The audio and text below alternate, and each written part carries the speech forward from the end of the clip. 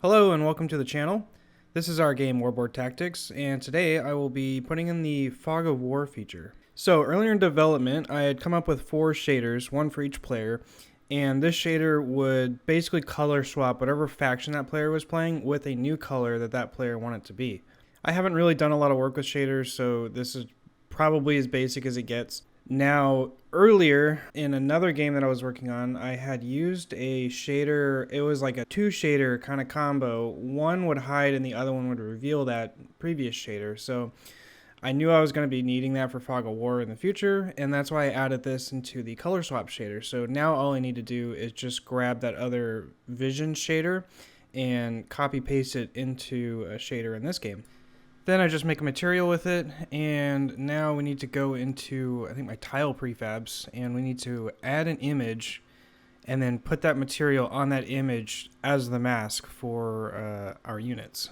Now our units are on the unit layer, imagine that, so our mask also has to be on the unit layer. Next thing I need to do is go to my units prefab, and I need to change all of the sprite renderers in the unit prefab to visible inside mask. And this should leave the unit prefab like completely invisible, except for the selection box.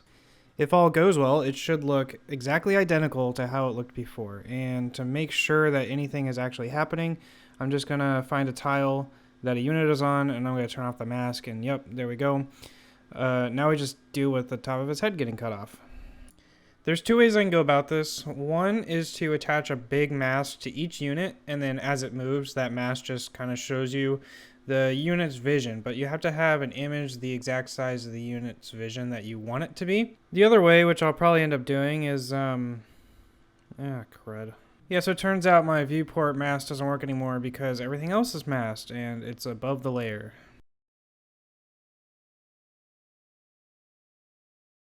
Well, it ended up not being as terrible as a fix as I thought it was going to be. Turns out the shaders aren't necessarily aware of Unity's sorting layers, so the fix was to make another camera and have it as an overlay camera and then change the culling layers essentially to what I need to work. To change the rest of the UI, I just need to go to that canvas and change the camera.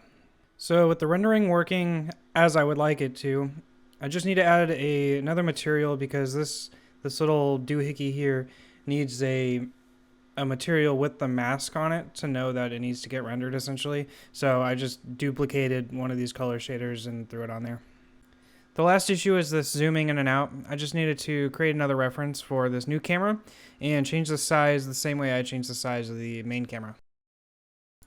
And we're back on track. Okay, so the better way to do this is to make a function that I can call when a unit moves to a new location. I can turn on the tiles around that specific unit depending on its site. And by adjusting an integer on the tile itself, I don't have to cycle through every single tile when a unit moves, because if you did it that way, or if you did it where it just turned off the tiles around it, it would end up turning off tiles that might already be in sight from another unit standing next to it. So this way, I can only turn off a tile if its integer hits 0 because then no units are around it. And this way, I don't have to cycle through every single tile every time one unit moves because that would get really taxing. Also, for right now, I just put a little box around each unit so you can see them when they're moving. Now that the system is functional, I just need to do some cleanup so that the enemies don't turn on boxes for the clients.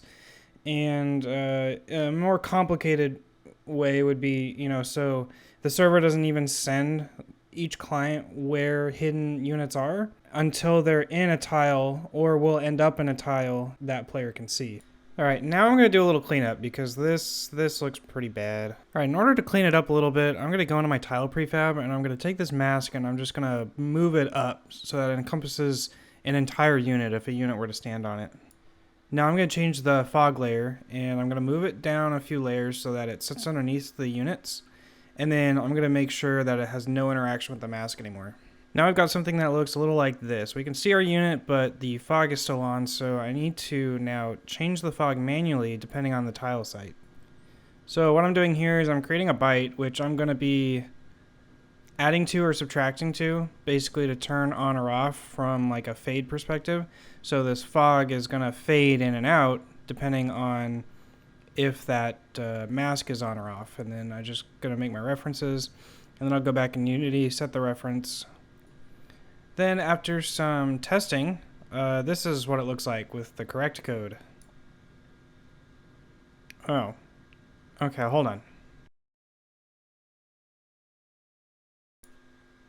Yeah, there we go, much better. Now we just have to deal with that solo mountain lighting up. Alright, a few typos later, and we've gotten it to this point where the movement can actually be hindered now by the mountains and the forest, and it's a little bit more dynamic. It was using the same movement script that I used, for the movements, figuring out how far each unit can move when you click on them. And I just ended up using the wrong array when I was looking for the site stuff, since it was copy-pasted from that script.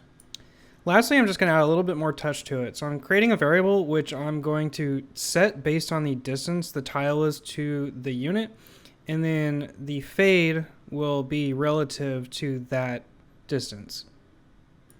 Oh, that almost worked the first time. Looks like I just need to make sure that the fog timer can't go below 0, or else it kind of breaks the alpha channel. Well, there we go. One Fog of War feature later, and it's looking pretty good. Thanks for watching if you stuck around this long. The game will be up on Kickstarter soon, and we've got Twitter and Facebook pages that you can follow, so have a good one.